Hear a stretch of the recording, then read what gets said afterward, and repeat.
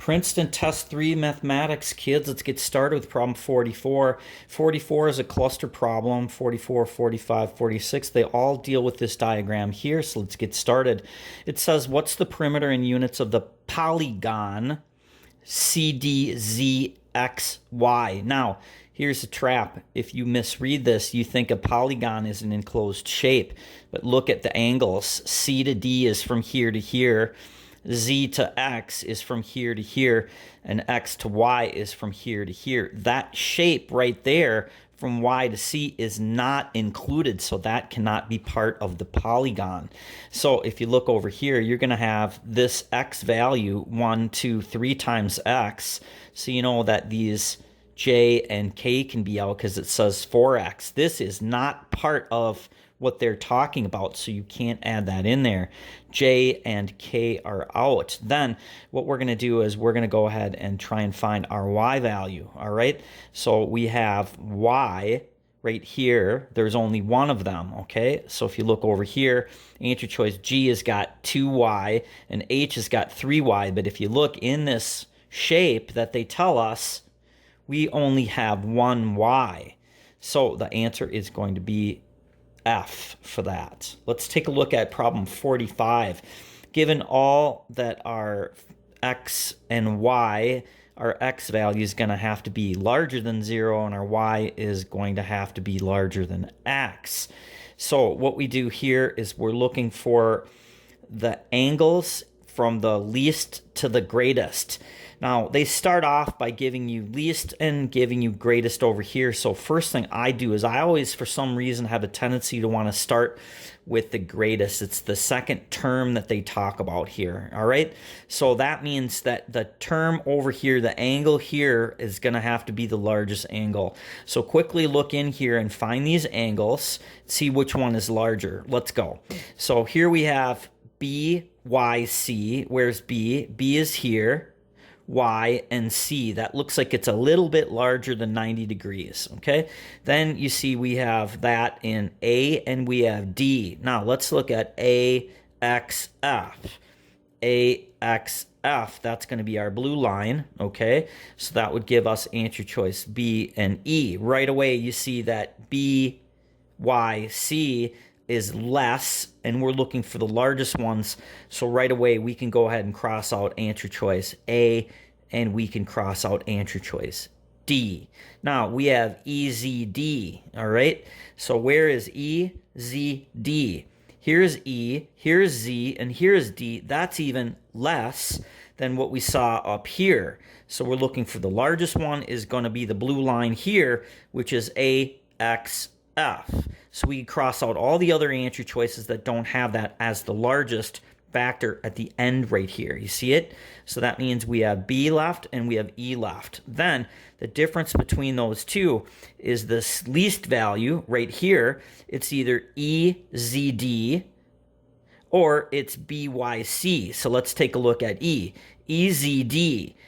EZD, that looks like it's about a 90-degree angle. And now we come back up here and we take a look at answer choice B that's left. It's BYC. Where's B, Y, and C? You see that's greater than a 90-degree angle, so therefore this answer choice is going to be answer choice E. Problem 46, if you look over here, we're going to use a little bit of wizard's logic because they're not dealing with numbers, they're dealing with letters. It says 2x equals z. So the first thing that I did is I grabbed some numbers. I said x equals 2. All right, so 2 times 2 means our z value is going to be 4. See how I had to calculate that? You could have said that x is 3. 3 times 2 is 6 for your z value, whatever works for you. Now, what you do in step number 2 is to draw a picture. We know that we're looking for the cosine of this angle. So this is going to be a triangle here that we're going to have to figure out. So we have our x value is 2. And our y value is something that we have to solve for, okay? So let's go ahead, jump on in there. We see here that we have our z value is going to be twice the size of that, all right? So if we draw that picture, I put my 2 value here for x, and my z value here for the hypotenuse. Then I use Pythagorean theorem to solve for this angle here, or this leg here, which I still named y, all right? So a squared plus b squared equals c squared, and I threw my numbers in there, keeping in mind that my 4 value is going to be the hypotenuse. So 2 squared plus y squared equals 4 squared. You go ahead and 2 times 2 is 4. And 4 times 4 is 16. So now we've got 4 plus our y squared equals 16. Let's subtract this and get y squared alone. So you go ahead and subtract 4 from both sides. Now, when you do that, minus 4, you have y squared separated, and it's solo on the left. Y squared equals 12. Why? Because 16 minus 4 gives you that value, 12. A simple calculation will say if you find the square root of 12, that will give you your y value, and your y value will now be 3.46. What we have now is this. Here we have our y value is our triangle here. Down here is going to be 3.46. So here's our leg, and here's our hypotenuse. 2, 3.46, and 4. When you come over here, we look and take a look at what that means. Here is what we're looking for. Remember, this cosine of xyz, where is our x? Here's our x. Y is here, and our z value is here. That means that this angle, xyz, is going to be this angle up here, not down over here. You see it? X, Y, Z. Follow it. X, Y, Z. That means the cosine of that angle. All right? Does that make sense? So if you look over here, that's what we're going to have. Here, if we put the angle right there, and the adjacent, and you put it with the hypotenuse there, that's the angle coming down. Make it a little bit clearer to see right there, kids. Okay, so that's the angle that's in question. All right, now what we want to do is we want to go ahead and plug in our cosine. We have all the values for our triangle. We have one leg is 2, the other leg is 3.46 from here, and then we have our hypotenuse, which is 4. So what's the definition of cosine? Cosine is A over H, adjacent over hypotenuse. So where's the adjacent? The adjacent side is going to be attached to the hypotenuse, and here's the angle here. So that purple area is the angle.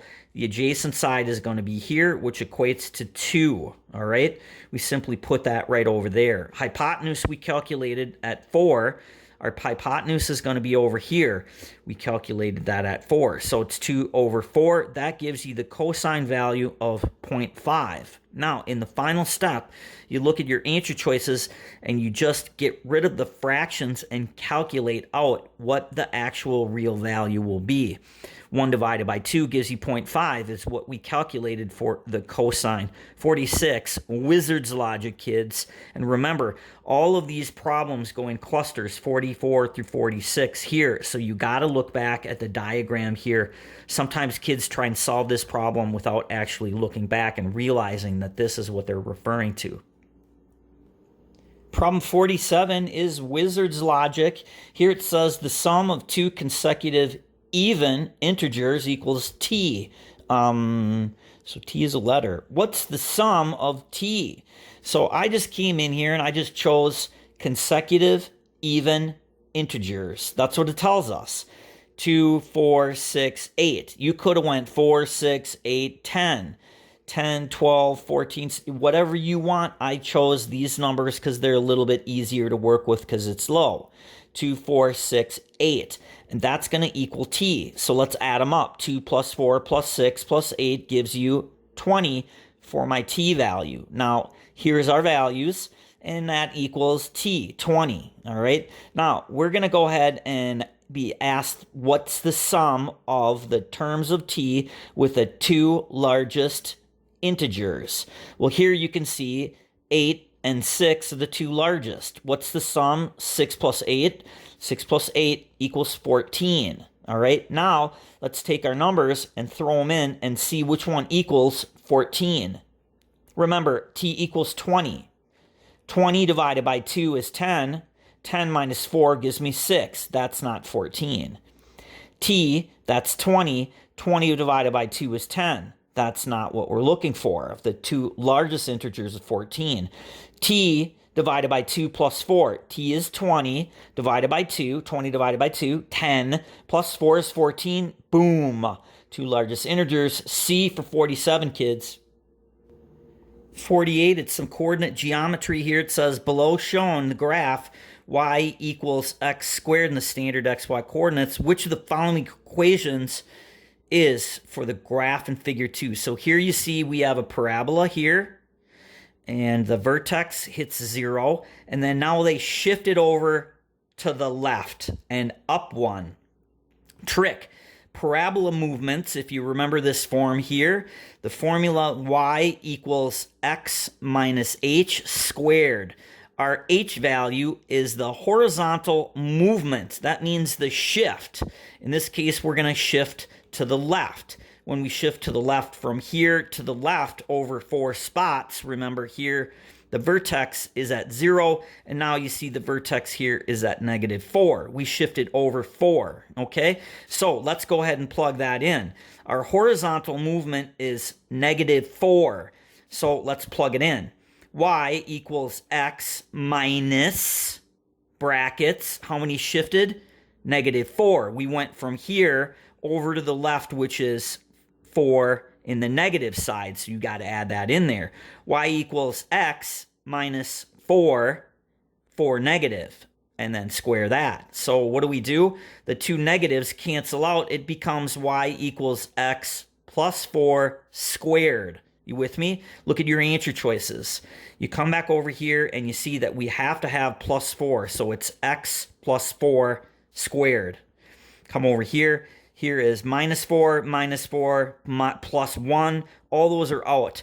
F, G, and H can be knocked out of there. All right? If you continue with this form over here, you see that we add one more thing on here, which is going to give us the vertex. We call it K. So here is an extension of this. If you remember this right here, write it in your notes. This might be good. Y equals x minus h squared plus k. Here we have our horizontal movement again. And here is our vertex, okay? So our vertex means up or down. So if we add, in this case here, we're starting at 0, and then now you see that the vertex here went up 1. Our y value went up 1. So we're going to add 1. If you did it the other way, you would actually subtract 1, all right? In this case, you see we started here. The vertex went up and over 4 to the left. So our k value is going to be plus 1. See it? Here is your parabola vertex, and now we have our parabola vertex here, up 1. So we end with the two choices here. We have our x plus 4 we got up here, and then now we know that the vertex goes up 1, plus 1, that will give you answer choice K for 48. Write these things down, kids, for some tricks. Let's take a look at 49. 49, we're going to do a little bit of answer plugging. That means grabbing your answer choice and just plugging them in. Now, whenever you get something that looks like this, you've got a low number and you've got a really high number. I always start in the middle and start plugging in the information they give you. Answer plug. All right, so we're going to grab our answer choice here. See, it's 17. And then we're going to do some plugging in our answer choices. So we've got 17 nickels because that's what we're asking for. How many nickels are in the bank? Okay, so if we have 17 nickels, that roughly gives me 85 cents. Okay, then if you come over here, you're going to see that now in the answer in here, it says there's one more dime than a nickel, so that gives us 18 dimes. All right, so 18 times 10, that gives us $1.80. And here it tells us that we have 3 times more dimes than we do the pennies. So if we've got 18 dimes, that means we've got 6 pennies. Okay, so now we want to find out the quarters. Quarters, it figures out based upon 17 nickels, that gives us 20 quarters. We add all this up and you can see that we're well over $5.29. So I know that the total that I just did, $5 for the 20 quarters plus $1.80 puts me at $6.80 already, and we need $5.29. Just by looking at the dimes and the quarters and not even calculating the 85 cents in here, you see we're way above $5.29. So I know that if I have 17 nickels, according to this, I'm going to be way over. E, D, and C can be out right away, all right? So what we do is we just go to the next value, which is 11. Then grab your answer choice. I've got 11 nickels, so that means you've got 12 dimes and so forth. So you just work your way down. It shouldn't take you that long. Now keep in mind, we are 45 through 60, so we have about 2 minutes, according to Junior Genius's plan, to answer these questions. So I believe you'll be able to do that in under 2 minutes. So that's how I would start. I apologize for the mix-up here, but I wrote down this statement here. I had 54 pennies. I did 3 times the pennies instead of 3 times more dimes than the pennies. So I looked at that, got confused in the video. Let's move on to 50. All right, I kind of hacked this one in an easy way. So 50, it says the mean of 5 numbers is 87, and the smallest of the 5 numbers is 75. So the first thing that I did, as I said, we have 5 numbers, and the mean is going to be 87. So let's go ahead and just do that. We've got 5 numbers and multiply it by 87, even though it's not, each number is not 87. Let's just do it anyway. 5 times 87 means I've got a total of 435. All right. Now, what we're going to do is we're going to look for the mean of the other 4 numbers. So we have this number here, which is the smallest. So let's get that out of there, 75. So we have 435 subtracted from that 75 there. That gives us 360. So now we have 4 numbers that total 360, and let's go ahead and divide it out to find the mean of that. 360 divided by 4 gives you a new value of 90, and that will give you answer choice J for 50. 51 is kind of a weird one. We saw it in the last test. It's some formal logic, and we used something last time called the contrapositive. It's taking the values in the beginning and the end and flipping them and just negating them, all right? If A, then B. If not B, then not A. You just simply flip it around. It's called the contrapositive, and here's what we see. If Jenny is home, then her car is in the driveway. So if we see driveway is in the back, right, we can flip that around and put that in the front and this in the back. Jenny's not home, car not in the driveway. So we look for something exactly like that that says the car is not in the driveway here. And if the car is not in the driveway, then Jenny is not home. It's the contrapositive. Then she is not home. All right, you see that it says Jenny and she. It's a Scooby-Doo. E is the answer choice for that. Simple contrapositive. Take your values, the front and the back, and just simply rearrange them so the back is now in the front and the front is in the back, and then negate both of them. All right, 51. The next problem here, it's 52. It's some algebra, and we're going to multiply some exponents. So I just took my problem here and I rewrote it this way. So we have y exponent 0.2, and then on the outside we have a squared minus 20. All right. So if you take 0.2 and you multiply it by a squared, you're going to get 0.2 a squared.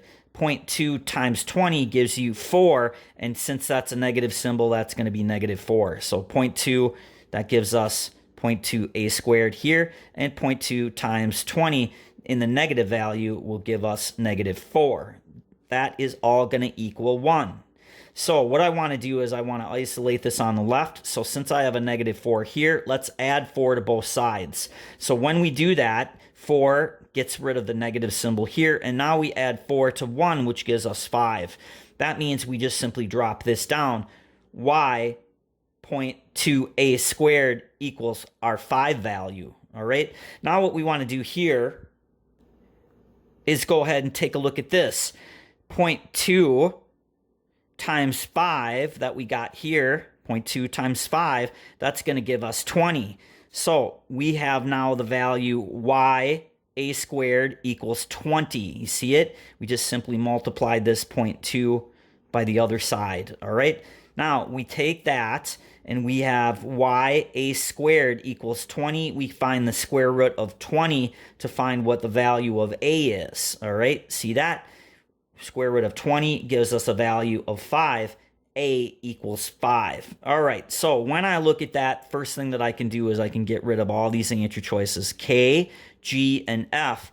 Now, I'm left with 5 and 5, but whoa, lo and behold, answer choice J has got a -5. So I run through the same process again, spot check my work, what I did here, by simply just taking the value for A and putting in -5 and seeing that it does work. It's going to be shorter to do it when you already know that 5 works, so you just plug in your -5 here for A. J is the correct answer for problem number 52. 53 is some more wizard's logic in regards to trigonometry. And here's what we're going to do. We just think of our value that we love for trigonometry. We saw it last week. It's x is 30 degrees. That's the number for trig. So they give us this. And what we're going to do is just take a look and plug it in here. So we've got the cosecant x, which really equals this, 1 over the sine. So I came over here and I just took this and I rewrote it. So here it is right here. It's g of x, cosecant, and then I threw in my value, which is 30. Okay, see it? Right there, cosecant, I threw in my 30 value. All right, boom. All right, then we're going to multiply that by the tangent. Here's the tangent, and I took my number, wizard's logic, put 30 in there. All right, so here's what we have in step 2. G of x equals the cosecant 30 degrees times the tangent of 30. Now, up here, they gave us the cosecant is really 1 over the sine, and we've already chose x as being our 30 value. So we take this here, and we break down the cosecant and change this into what they tell us what it is, 1 over sine, and remember, substitute your value x for 30. Here it is, cosecant 30 becomes 1 over the sine from the definition here. See it? 1 over the sine 30 is going to equal the tangent 30 on your calculator. Tan 30 is 0.577. Now, I simply got rid of this mumbo jumbo here, 1 over the sine 30. We already know from last week that the reason we choose 30 for sine is because it's an easy number to calculate. It's an easy number to remember. Sine 30 gives you 0.5 with no repeating decimals. There's none of this extra junk here, so it's nice and clean. So sine 30 is 0.5. I took this and just dropped it down to the next level. 1 over sine 30. Sine 30 is 0.5. 1 over 0.5. Here it is, 0.77, and we just added that in there. Now let's get rid of this fraction. 1 divided by 0.5 gives me 2, and we are going to multiply that by 0.577. G of x equals 2 times 577, which gives me a value of 1.15. Now, in the final step here, 3, what we need to do is translate our answer choices to find 1.15. If you look over here, we already know the sine of x is 0.5. The cosine 866, that's out. Tan is 0.577. We saw from here, that's out. Now, the cosecant is going to be 1 over sine 30. That's going to give us 2. Remember? You saw that over here. 1 over 0.5 gives you 2. That's not it. So the secant, here is the secant definition. 1 over the cosine of 30. Cosine 30 is 866. 1 divided by 866 is going to give us 1.15, which is answer choice E. Wizard's logic, kids. Look at it again. Rewind the video if you need to. I tried to go as slow as I can. It is a bit confusing because you have secant, cotangent, and all this. It might be worth writing this down in your notes because sometimes they won't give you that on the test. 53, E. Pre-algebra for 54, we're doing some probability. So here it says rock, paper, scissors. It looks like there's 2 possible outcomes along with a win. We have 2 lose or tie, which are 0, and the win is going to be 2 points. So 3 possibilities, and one of the possibilities will get you 2 points. There's going to be 5 rounds. They're asking us for what is the value that's expected for the end value, which is going to be the total number of points. Step number 1 is to calculate the probability for the round.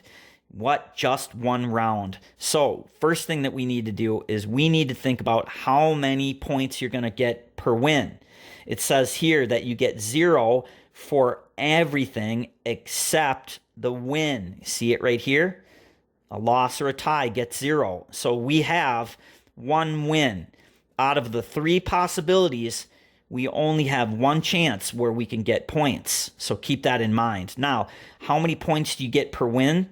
It's 2. So we're going to take that 2 points per win and multiply that by 1/3 because it's only 1 probability, 1 chance of the 3 possible outcomes we can get points. That's the win. Remember, you get 0 points for a tie or a loss. 3 possibilities. 1 is the one where you potentially could get points. And how many points? 2 points. So what do? 2 points times 1/3. 2 times 1/3 gives you 2/3 or 0.667. All right.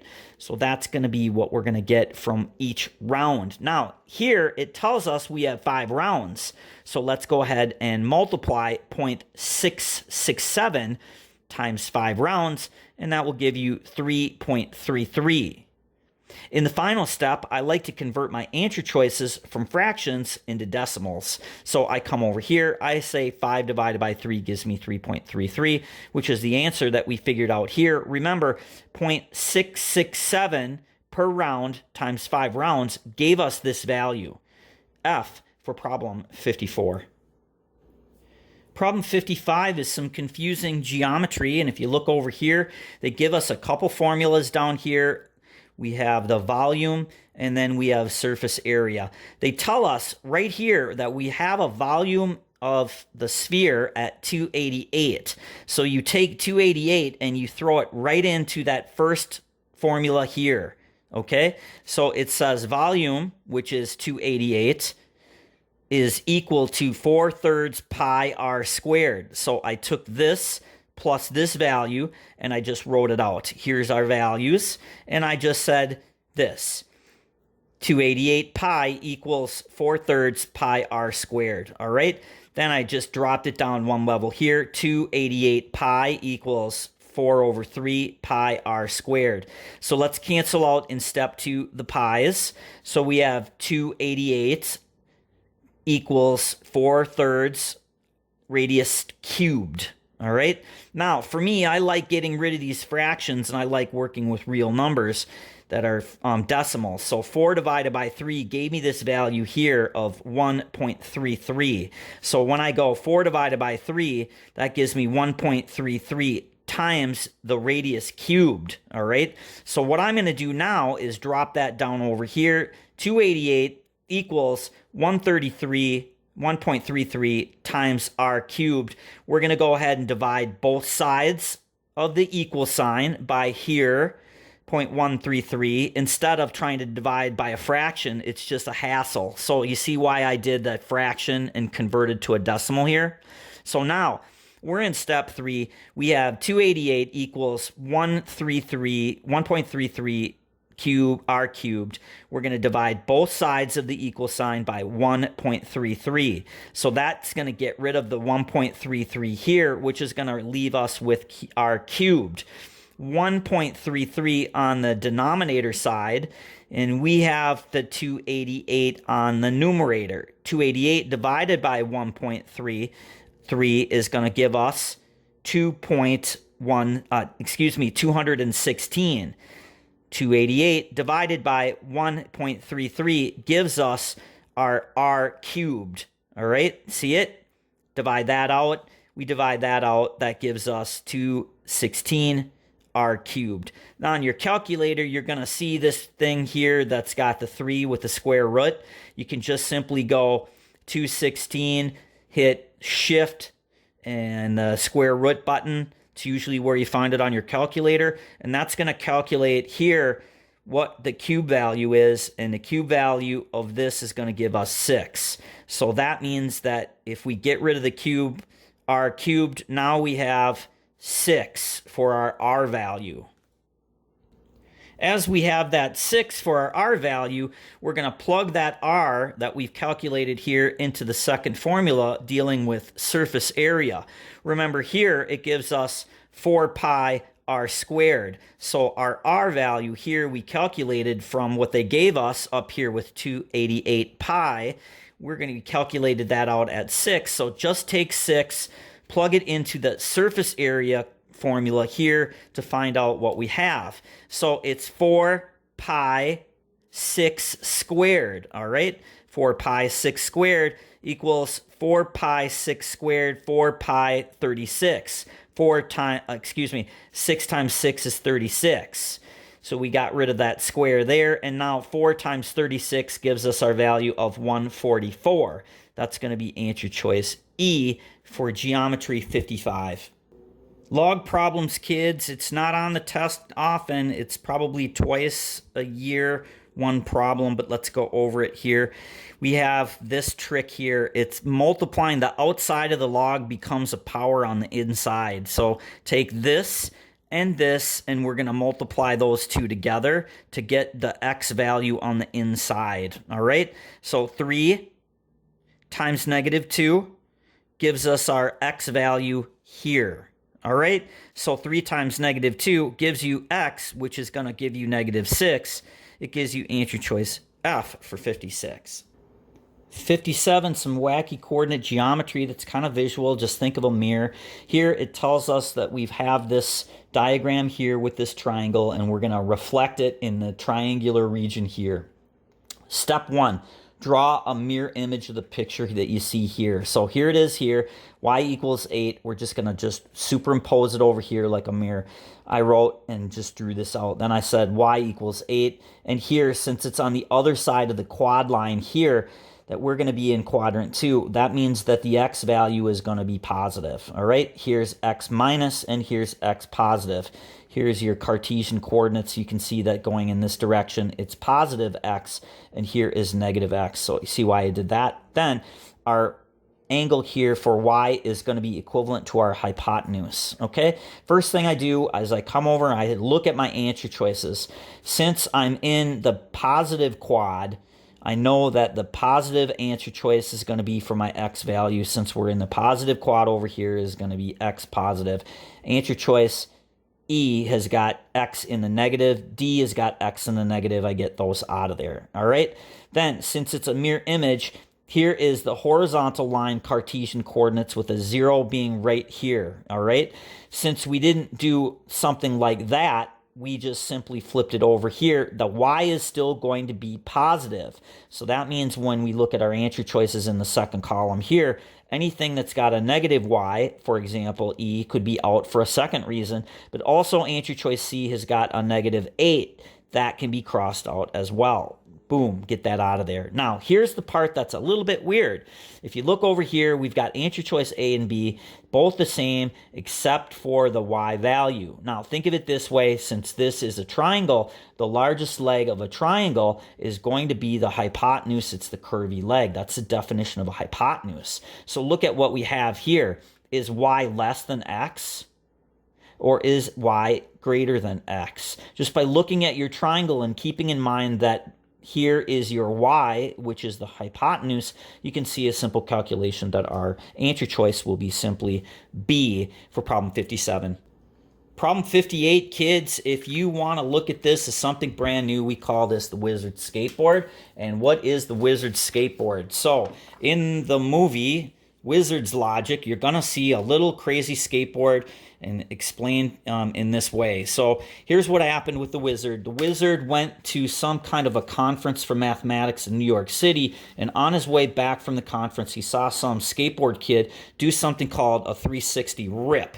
You've seen it when the kid basically just puts weight on the back of the skateboard, and then the front of the skateboard comes up, and then the kid takes his hands and kind of throws his arms around, and then what happens is the skateboard pivots all the way around from start to finish like that. That's called a 360 rip, okay? So the wizard thought that that was so cool that he wanted to give a go. But remember, he's kind of an old man and he's never skated before. So when he did the 360 rip, he didn't get all the way around. He simply lifted the front of the skateboard up, winged his arms around, and he only went halfway around. Okay, so the kid said, hey, you just did a 180 rip. All right, and the wizard said, what if I was really bad and I only did a quarter of the way around? What would you call that, young man? And the kid said, a 90 rip. And the wizard went on from there. So we've just learned that if we go all the way around from pivotal point A all the way back around, that is a full circle, which is 360. If we go from here, just flipping it there, that's just going to be 180 degrees. If we divide it again, that's 90. If we divide it again, that's going to be 45. And we could even take this out a step further and say that might be 22.5 and that might be 11. All right, this is called the wizard's skateboard. All right, so let's take this concept over here, and I'm going to grab another color marker if you don't mind. So let's use orange. So first of all, the wizard's skateboard says if you were to go from here to here, that is 180 degrees. All right, and if you were to go from here to here, that would be another 90 degrees, right? So we have 180 degrees, and then what we do is we simply draw this out again. So this is 90, and then we divided 90 again into 45, and then we divided it out again into 22.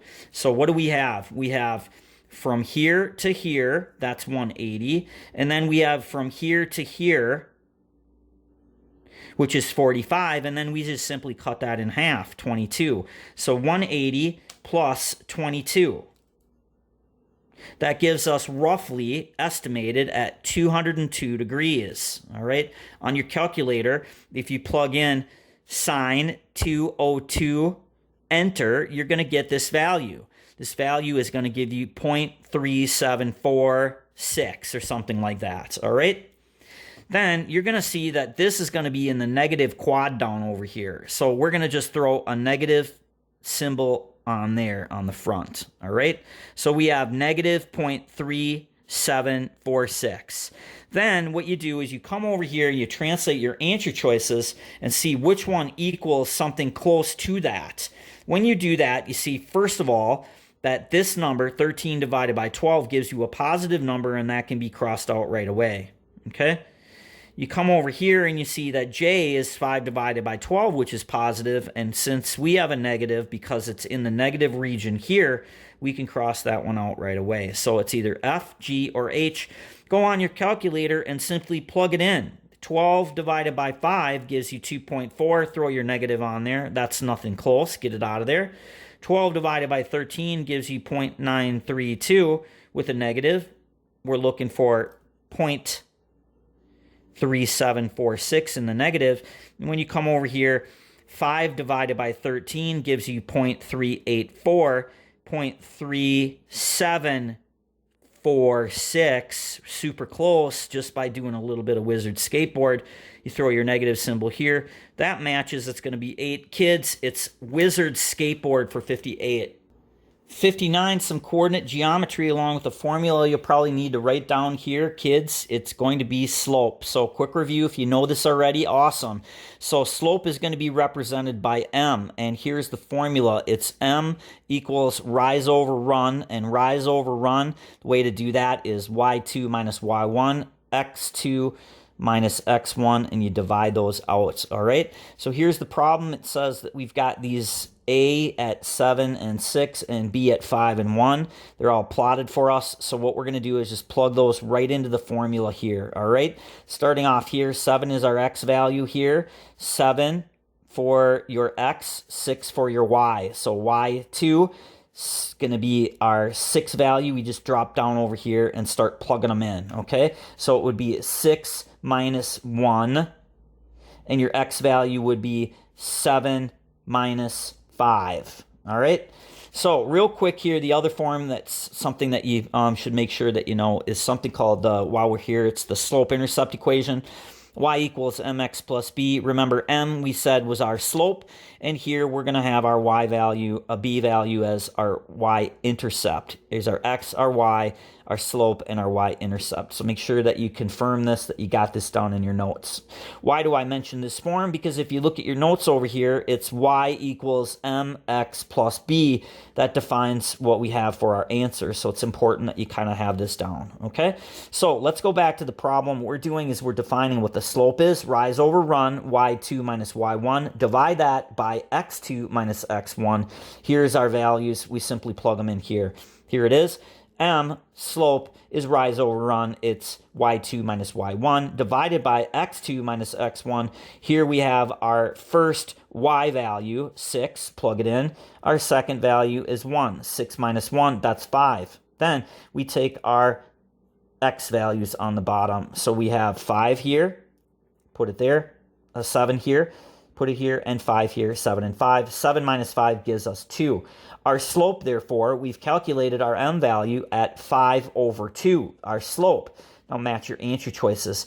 Here from the slope-intercept equation, you see that right after the equal sign is going to be the slope y equals m times x. Here's our x value, here's our y, here's the equal. So 5 over 2 is going to be our slope, what we calculated at 5 over 2. The only answer choice that gives you that is going to be answer choice A and answer choice E. So we can cross out everything thereafter. Here, if you look, you see that we have negative 9 and we have a positive 9, and our y-intercept, if you look over here, our y-intercept, we're dealing in quad 2 here, which is in the positive region. So you can see answer choice A is going to be the correct answer for that one for 59 coordinate. And finally, it's problem number 60. It's some algebra here. It looks a little bit confusing because it is an f of x problem, but all it is really just substituting stuff in and out, all right? So they give us this here, and what we want to do is just substitute this out. Here's the form: x minus y squared plus x plus y square that, all right? So we want to just take these values, the new values here. Instead of x, we're going to just take our c. Instead of y, we're going to have our d. So take this form here and just use c and d instead of x and y. How easy is that? Okay, great. Here's what I did. I took this right here and I just wrote it down. X minus y squared, plus, okay, cool. So we're good with this here to here. Then take your c and put it in place of x. So here we have our x value, right? And here inside here we have our value in here. Remember, don't get confused here because here is just our regular x, but in the value that they give us down here, there's a square in there. So don't get caught up and get confused with that. So here's what we have for our form: x minus y with no square on the inside. But here they give us a c squared on the inside with d squared. We're going to take these two things and put them into this format. So now what we do is we have, instead of x, we have c squared. See it? Put all of this stuff, but this format with c squared, d squared in here. All right, let's go. If you look over here, we get x out of there and we put c squared in there. See it? This is just replaced. Instead of y, we take d squared. Here, y is out, and now we have d squared, and then we put a square root on the outside. Then we have our plus value comes from here to here to here, staying safe and making sure we're following the train, not making any simple mistakes. Then over here, we have x plus y squared, right? Then we're going to put our d squared on the inside. Here is our x coming from here. We put the d squared in there. Okay, so you got your d squared. Here it is right here, all right? And your c squared is going to go there for your x value. Once again, your x is changed to c squared because here's the x is being replaced by c squared. Make sense? And your y value is being replaced with d squared. So let's put it all together. When you take this form and you substitute instead of x, c squared, we come with c squared minus d squared. Square that, and then put your plus down here, and then go to the next value, which is going to be our c squared again, plus, this time, our d squared, and then you put your square root on the outside. Look at it real close. Make sure that you're good to go with this before we move on. Boom. All right? Now, the trick on this is when you multiply exponents, you're actually going to add them. All right? So here's what we have. We have the square on the outside and the square on the inside, all right? So c squared times the outside is going to give you our c to the fourth, right? You just add those exponents, c squared, and that's square on the outside. Put your negative symbol there, and then now you have d2 and d2 here. That gives you d4, all right? See it? Boom, boom. All right, we come back over here, drop the plus down here, and then simply add this in here. We're going to go c squared times 2, which is going to give you c to the fourth. You're going to throw your plus in there again, and d squared, square that, is going to give you d to the fourth. All right, so now we have c to the fourth minus d to the fourth, and then we're going to add that to c to the fourth plus d to the fourth. All right, so let's go ahead and do that. When you add your c's together, they're common factors, c4, c4. So I got one c4 and two c4s. How many do I have? I have two c4s, okay? When you come back over here, you're going to see that now we're going to go ahead and add what we have here, which is a negative d4, right? When you add in a negative d4, from here, we simply throw that in there, and we have a positive d4. So a negative d4, and we're going to add that to a positive, a negative added to a positive, all right? So now we have two pluses and a minus. It's going to make it plus. So here is one d4 added to one more d4 is going to give you two d4s. Look at it again. 2c4 plus 2d4, and don't get this tripped up here. You've got two pluses here and a minus. If you think plus is a plus, and you add this in here, if it was a plus and minus, that would make it minus, but there's an extra plus sign in there, which is going to give you plus. It therefore becomes 2c to the fourth plus 2d to the fourth, and the answer choice we'll give you on that one is answer choice G for 60. Kids, I hope that wasn't too confusing. Some tough math today. You can see that there's a lot of places that you could easily make some simple calculations. Thanks for watching and participating in math this week. Bye for now.